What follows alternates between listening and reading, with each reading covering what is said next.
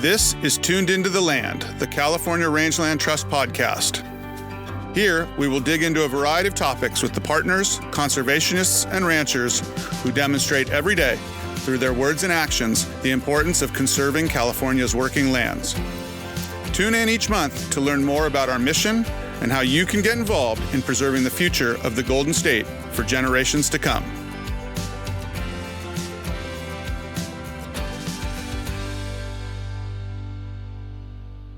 Welcome to Season 2 of Tuned Into the Land and a kickoff for our 25th anniversary year. I'm Michael Delbar, CEO of the California Rangeland Trust, and we are excited to be back for another season with y'all. Over the last year, we have been excited to bring you a variety of conversations with scientists, ranchers, rangeland enthusiasts, and even more. And this season will be nothing short of all that. Today, we are joined once again by our Board of Directors Chairman, Andy Mills. You'll remember last season when Andy talked about his time as one of the first Rangeland Trust staff members and his current role on the board. We are grateful for his leadership over the last year, and we look forward to another successful year ahead. With that, I welcome Andy to the podcast. Well, thank you, Michael. It's great to be here. So, Andy, your journey really has come full circle. As one of the Rangeland Trust's first staff members and now chairman of the board, and especially during our 25th anniversary year, it seems fitting to say the least. Can you give us a little history on how it all started, what things were like in the early days of the Rangeland Trust?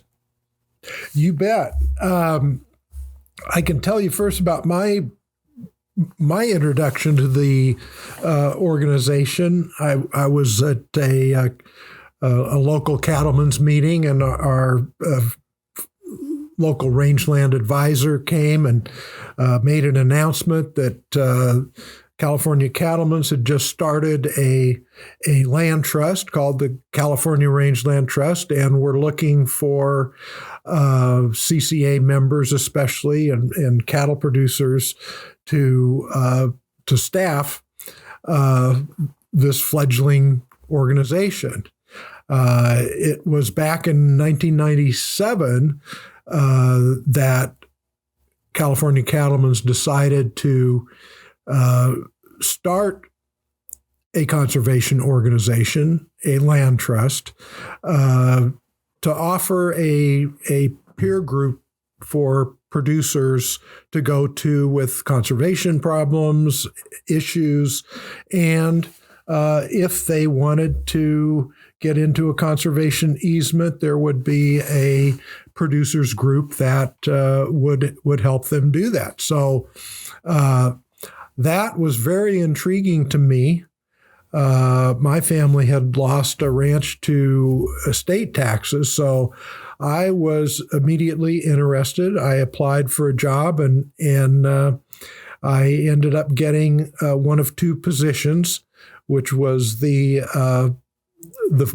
called the field director, the field guy, who would go out and talk to ranchers and screen potential projects and that kind of thing.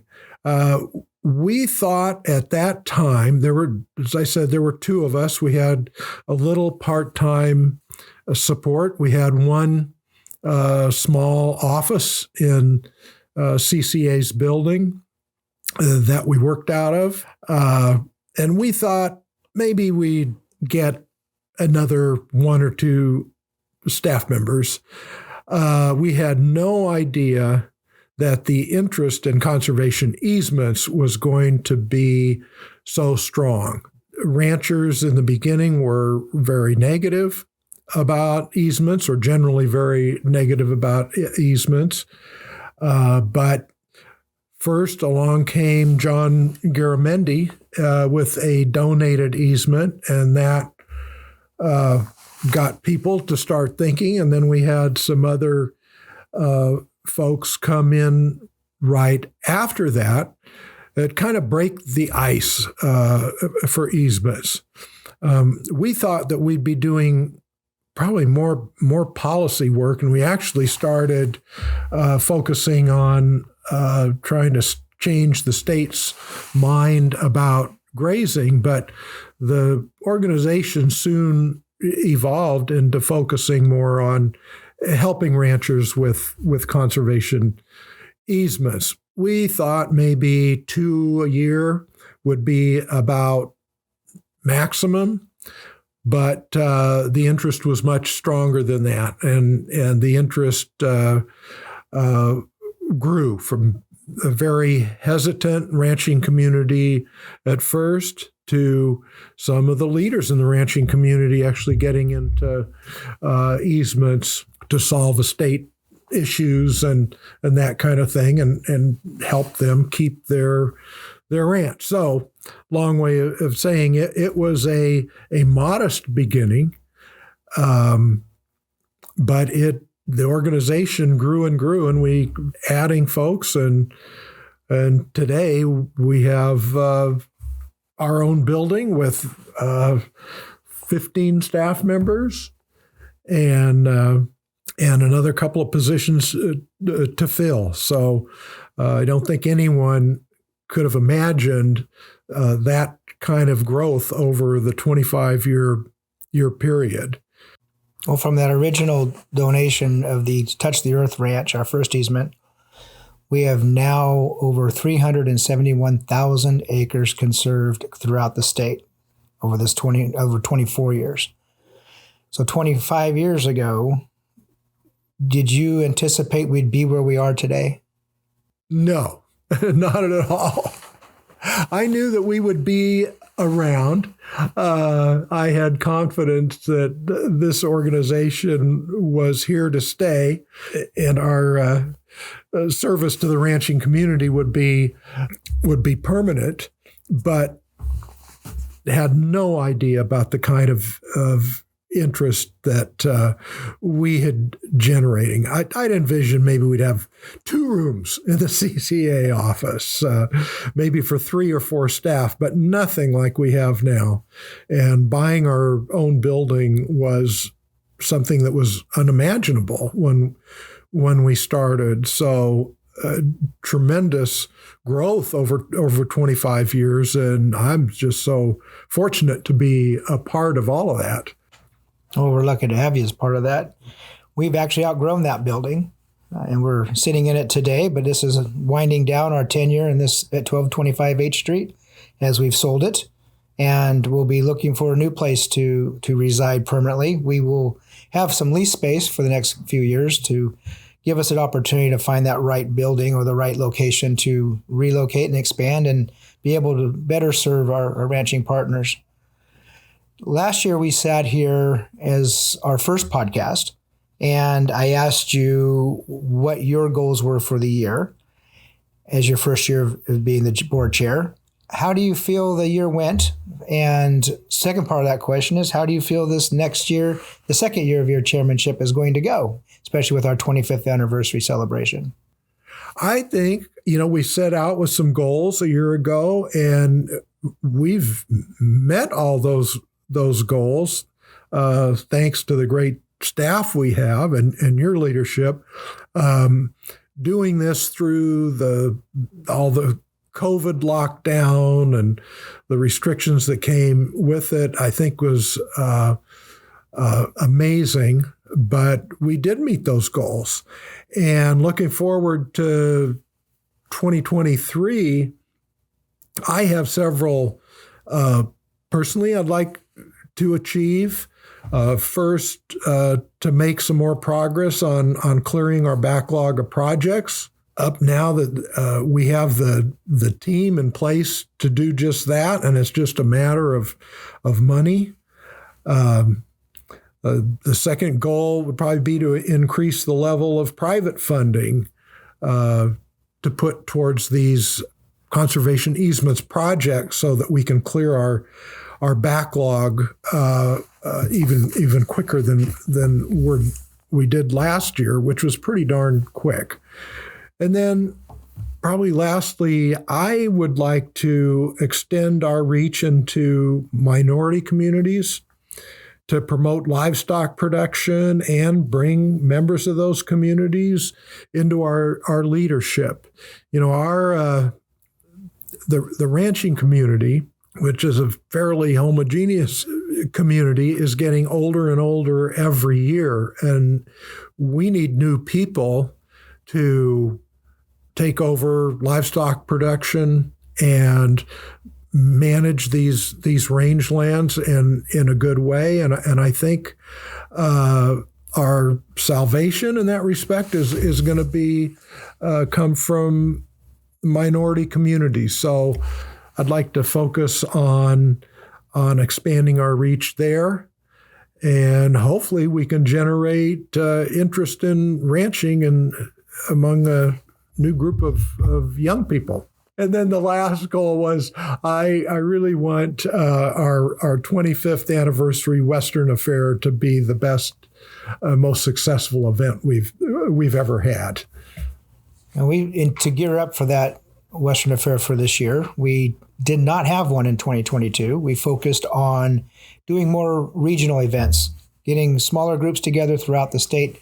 I think kind of what you were just talking about, Andy, in expanding our reach and showing folks who we are, what we do, including one event here in Sacramento. We lived here for 24 years, and we still had never until last year really got out and met our neighbors. And the work we do is throughout the state of California. It's in everybody's backyard, no matter where you reside. So getting out there and introducing ourselves, talking about what we're doing and how we do it to a very diverse and widely spread group was our goal for this year. So we can spend the time gearing up for the Western Affair in May of this year. One of those events that we've done every year is the Reunier in Santa Barbara County. And you, having spent a lot of time in Santa Barbara County, living down there, tell us about the Reunier, how it came to be, and what its goals are. Yeah, it's such a great concept, and I didn't come up with it, but the idea is to bring the old ranching families together with the new generation of owners of ranches. Santa Barbara, which has a very rich ranching history that goes back way before California became a state, and you had all these very sizable ranches, mostly from land grants.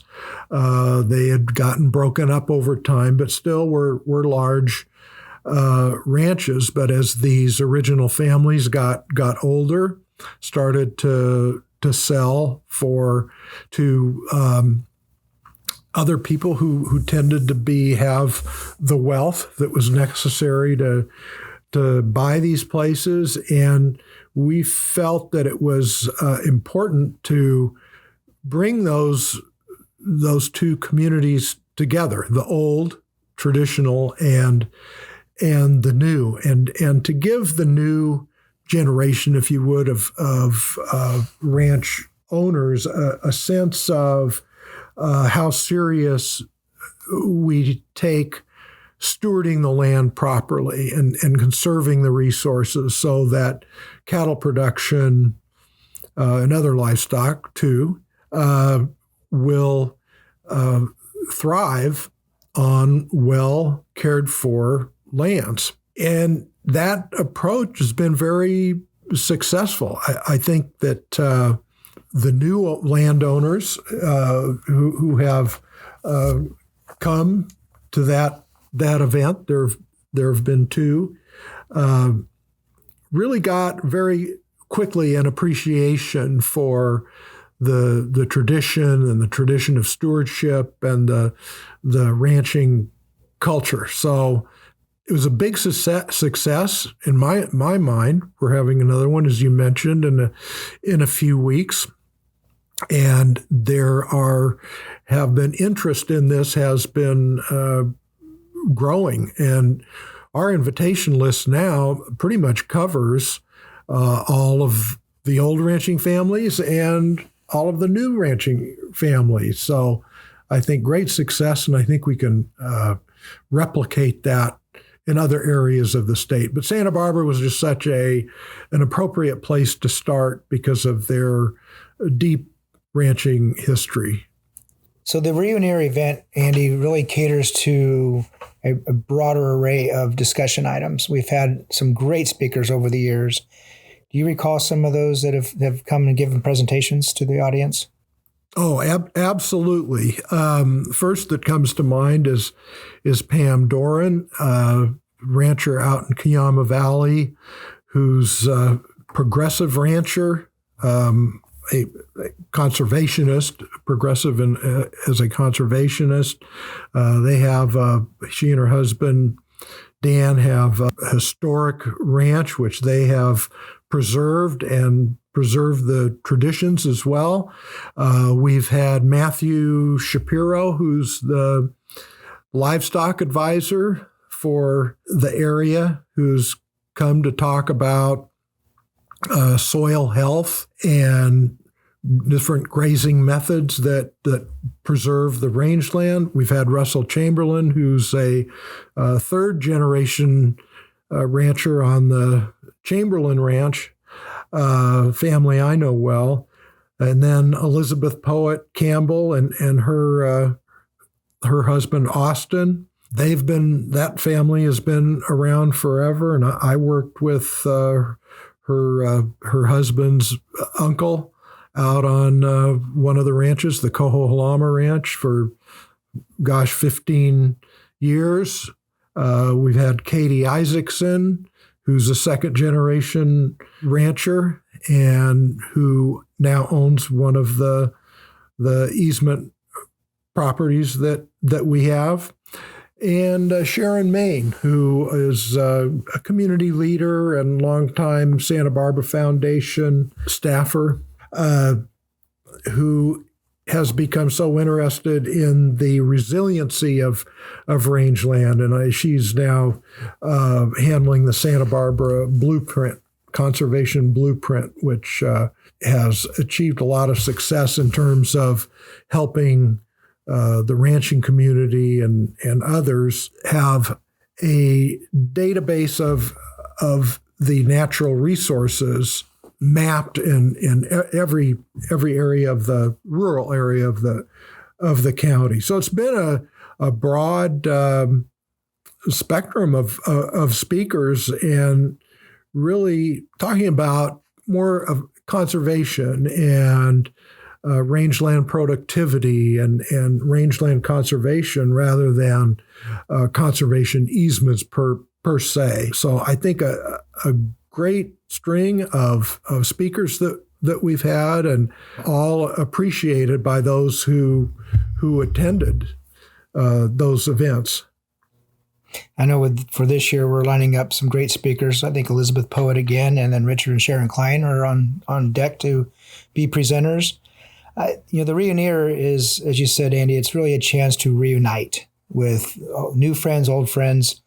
And it's fun to listen to the conversations that evening each year about, I didn't know so-and-so, I haven't seen them for a long time, or I've never met this neighbor down the road. And it's really an awesome chance to build those relationships in Santa Barbara County.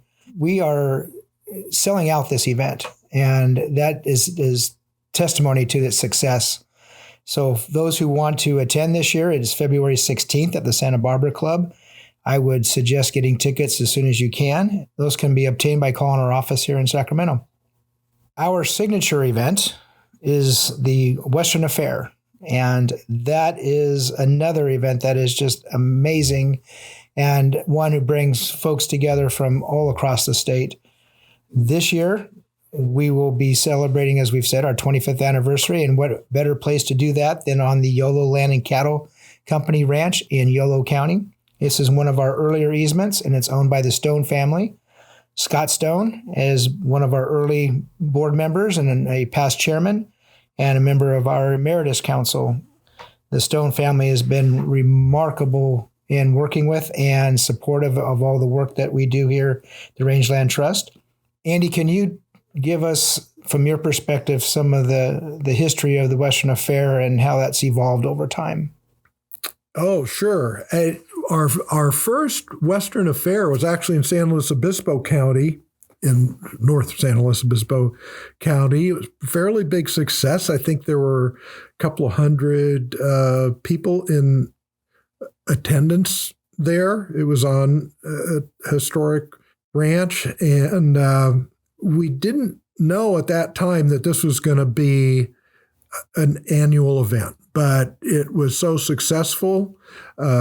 We did another one, this time in Santa Barbara County, and word had gotten out that it was such a fun event. So the second one, I think we had double the attendance of the first one.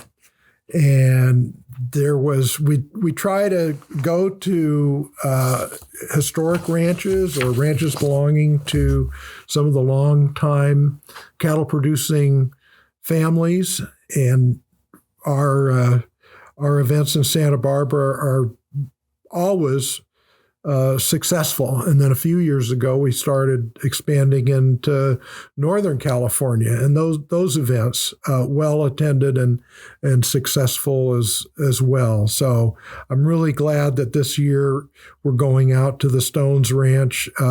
That family has been so supportive and, of course, active in our leadership, and have hosted a number of events on their ranch. It's a beautiful ranch and well worth seeing, and I hope that everyone will try to make it to that event. And as Michael said, there are tickets to be had. It's filling up quickly, just like the Rayonier. That proposes to be a very fun event as well. And as I said earlier, I want to do whatever I can to make this the best Western affair we've ever had, since it is our 25th anniversary. Well, it's not just a dinner, it's an experience. And we will have, once again, a pre-event on Friday night before. Then the main Western affair is on Saturday afternoon. It includes some great music, some great libations, amazing food, and of course, some exciting live and silent auctions to help continue the support for the Rangeland Trust over the course of the year. But we are really expecting an amazing program, both on the Friday event and the Saturday event. So this Great Western Affair is on Friday, May 19th, and then the main event on Saturday, May 20th. I would suggest getting tickets now as soon as they come on sale on February 1st, because it is likely to sell out. Well, Andy, we're really looking forward to this 25th anniversary Western Affair, because we have a lot to celebrate because of what's been conserved to date. But as soon as we're done celebrating, we'll be right back to work. And I wanted to note that the theme for our 25th anniversary year, not just the Western Affair, but is fighting for the future by keeping California's ranchers ranching. And as you know, I think everybody understands it doesn't get any easier every day to ranch. Every year we get hit with a new series of regulations and restrictions, and it's a big challenge. And I am proud of the work that we do to try to educate legislators on ranching and the benefits of cattle grazing. And I think that while we still face an uphill battle, I see these little victories in that these elected officials start to understand and play back our points about ranching. And I think it's had a moderating effect on the overall legislature's tendency to control how we use our land and restrict how we use our land. And I think they're beginning to understand now that ranchers know best how to manage their own land, and they're starting to appreciate that. And I think it's having a moderating effect on the laws that are passing. We're still facing a lot of them that make things more difficult, but the way I see it could be a lot worse. And we're making progress, and we'll continue to focus on that. 24 years ago when we first started, as you mentioned earlier, Andy, we were looking for ways in which we can provide a service to the ranching community, not just conservation easements, but in other ways. We talk about the benefits of grazing, and not just to ourselves and our ranching audience, but also to those that are our policymakers, our funders, our donors, and the general public.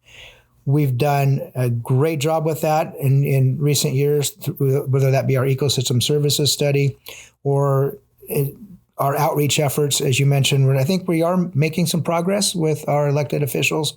We're starting to see that with some great funding coming into the state coffers for conservation, agricultural conservation.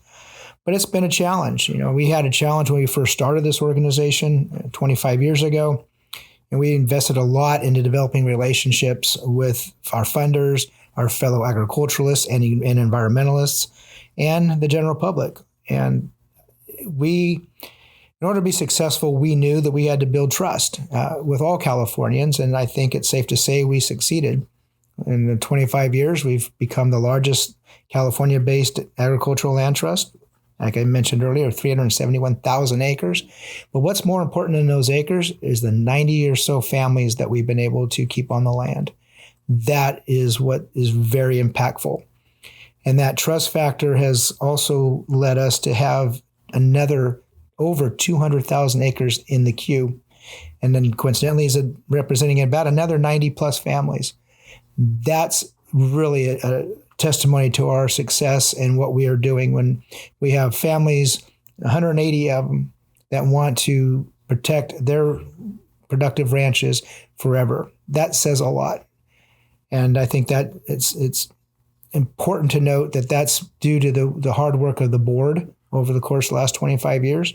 Board members that have really been devoted to the mission and the cause of the Rangeland Trust. And you've been a part of this for the entire time. And so I think it says a lot about you, Andy, and your leadership as well. But, we're 25 years in, but our work is just beginning. There's so many people turning to us for partnerships and solutions. It's more important than ever that we can fulfill that promise to every landowner that seeks conservation. So, Andy, to you, why is it so important that we join on this fight? It's important because, first of all, what I said before, educating the decision makers is so critical to keeping the ranching community alive and able to ranch in the face of what could be more and more regulation. And we are having success. We need a lot more success, but we're having success in educating those decision makers. And I think that we at the Rangeland Trust are so uniquely positioned to do this because we've always been, since the very beginning, when we were formed by the Cattlemen's Association, we've been the bridge between the ranching and environmental communities. And usually we're more the buffer than the bridge. But in those two roles, we are uniquely positioned to educating the environmental community and legislators who would tend to want to control how we manage our land more. And we're making progress. We got a long ways to go, but it is so critical that we keep on fighting to preserve ranching, and we're having success. We need a lot more, but we've got momentum, and I hope that we'll get more partners on our team, and our events are such a great way to do this. On one hand, it's really frustrating to see comments in the public from folks who are really removed from agriculture, but feel that since they saw it on the internet, it must be true that livestock is bad for the environment, it's bad for global warming and climate change now. And we've even seen that attitude in some of our funders, which is really concerning. But on the other hand, it's an opportunity. And it's an opportunity for us as an organization to correct that and to show that, no, actually livestock is good. It is part of the solution for climate change and changes in our weather patterns. What can we do from carbon sequestration purposes? What can we do for land management? And whether that's for wildlife or water resources, open space, clean air, all those benefits we call ecosystem services are dependent on responsible management, and livestock play a vital role in that. So it's an opportunity for us to expand on what we do. It's the change the thinking part of our strategic plan that we put in place 5 years ago. And I'm proud to say that I think that with the board and our staff, we've been able to be very successful in doing that. We have a long way to go, as you said, but I think the progress we've made has really been impressive. And I look forward to continuing that with you and your leadership and the board and this amazing staff we have in place here. Amen. Thank you, Michael. And just to put an exclamation point on that, we have an incredible staff who are responsible for taking us to the next level and the next level, and sure appreciate them. And I think too, you are so right about the progress we've made. And even though we've got a lot to do yet, we've got to keep going. But the momentum is on our side now. And we've just got to keep working and keep fighting. And I'm very optimistic about our success in 2023. And thank you for your leadership. Well, it's going to be a great year. And this is the kickoff of it. And we hope that everybody's enjoyed this first episode of season 2 of Tuned Into the Land. So we look forward to bringing in some new people on this podcast for the year. So be sure to hit that follow button so you can be notified when the next episode is released. It may be sooner than you think. So thank you for listening to this episode of Tuned Into the Land, and we hope that you enjoy this upcoming season 2.